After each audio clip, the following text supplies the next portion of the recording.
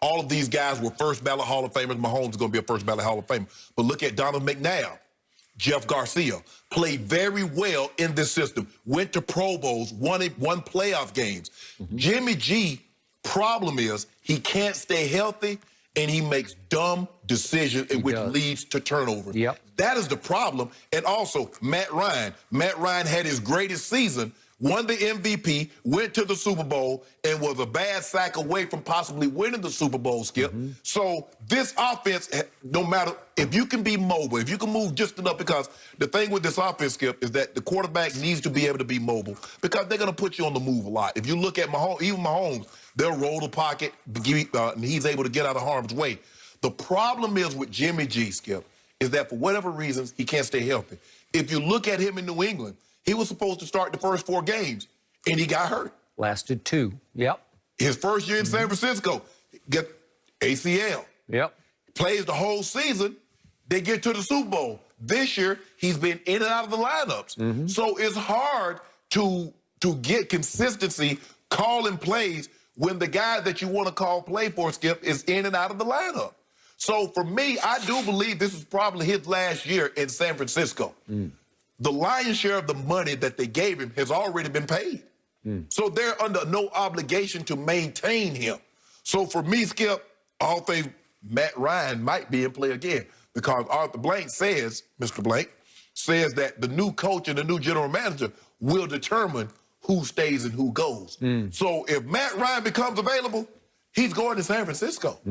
He's going to where he had his most who he had his most success with. So for me, Skip, I just think that Jimmy G he's not a bad fit. It's just that his injuries and his mistake, his ability to be prone to mistake at the most inopportune times. Because that's what cost him last year in the Super Bowl. Those mistakes. Bingo. Those mistakes are why I never loved Jimmy G, and I've told you that repeatedly on this show. Now back to Steve Young, and back to the man who invented the offense that you thrived in, the great Bill Walsh. I had the privilege and the pleasure of getting to know him very well, Bill Walsh, in my days in the Bay Area. And the conversations I could have with Bill Walsh were so deep, so penetrating about pro football and the essence of it. And Steve Young, when I hear him speak, he reminds me of his coach, Bill Walsh. Because when he spoke about this, whether you believe it or not, or agree with it or not, man, it was potent, it was piercing.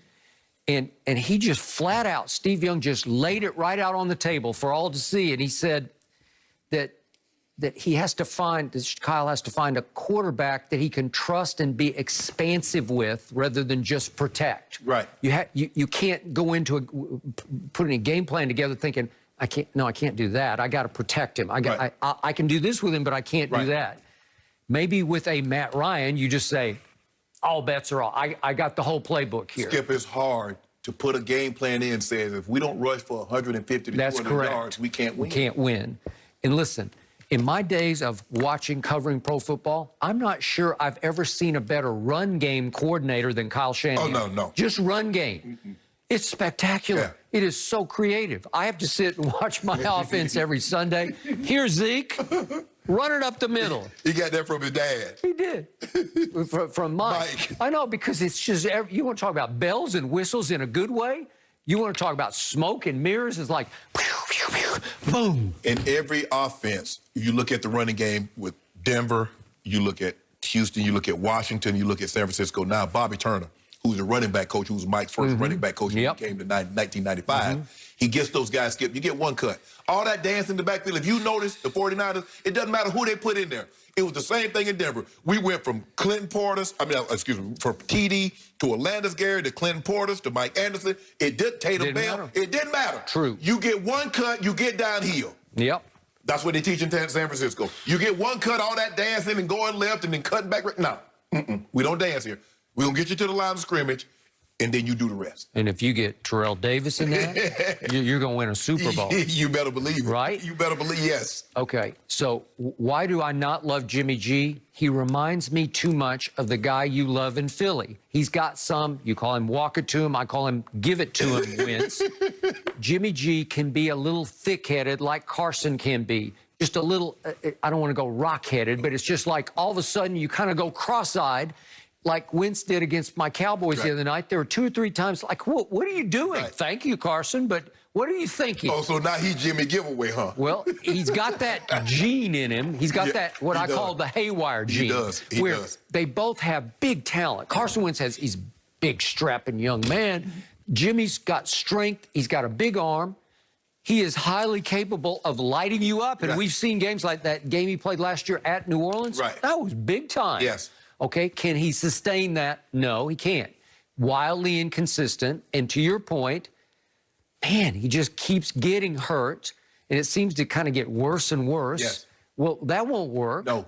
Okay. And the thing is, Skip, with that running game, you got the best tight end in football. You got, I mean, look, you don't have a Julio, but you don't need a Julio. Yeah. We didn't have the Randy Moss, the best. Ed Rod was plenty good enough to get you to the next level. Yep. They have receivers that's plenty good enough to get to the next level. But the mistakes that he makes, Skip, are killers. And I can just, knowing his dad, Mike, I can see the expression on his face. He's like, if we can just protect the ball, we can win games. A bunch of games. But that's his problem. He doesn't protect the ball. I believe, heart of hearts, John Lynch, Kyle Shanahan, right here, right now, have one regret, one recent regret. Not getting Tom? They should have signed Tom Brady for even just 2 years. Just say, Tom, come home. He grew up right in the shadows. He grew up a 49er fan going to Candlestick, which was 15 minutes up the 101 freeway from his house in San Mateo. Loved Joe Montana. It's beautiful. It's like storybook finish.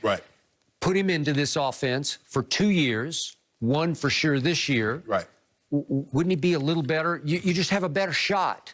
That's with the way they run the ball there? I know. That's what I'm saying. Did they not? They admitted we seriously considered it, right? Oh, with the way they can run the football, he would be getting so much protection, Skip, and now you think play action is open in Tampa. Think about how they run the football, Skip. You talk about guys running scot-free. And with Kittles is every he might have said to his man Gronk, you know what, we're good. We're good.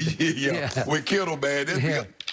It's just, I just don't know, Skip. I think, but I think Jimmy G would be a welcome sight back in New England. I believe Coach Belichick would take him back in New England. I don't know about that. You don't think he would?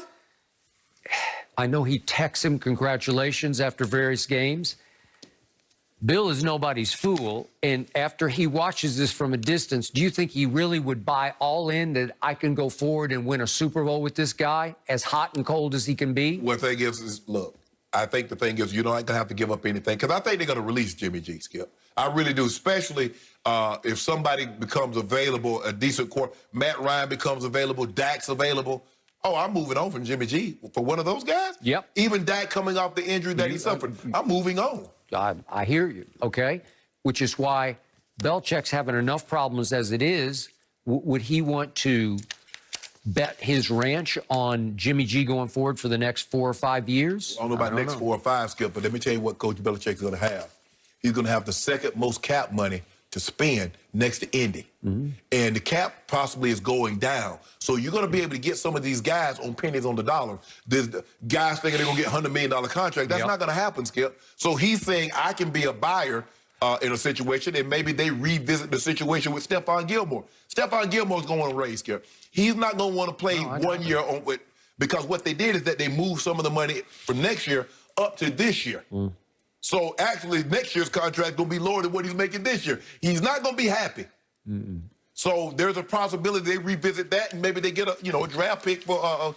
Because I don't see a scenario they're going to take less than a second, Skip, for him. I will be surprised if Belichick would want him back.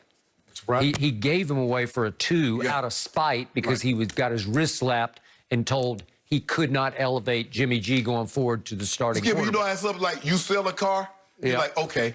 And then all of a sudden, you're gonna be able to buy it back for less than what you sold it for. Well, that's a pretty good deal. That's a pretty good deal. Give out a deal, I'll buy it back. Unless it's a lemon. Yeah, then you're like, oh, hold on. How many miles you put on it? Hold on. No, I'm good. You don't put too many miles on it. What if it always has to go back in the shop, though? I mean, if there's injuries involved, not always the case. Guys, Antonio Cromartie joins us next to weigh in on Tom Brady and AB's recently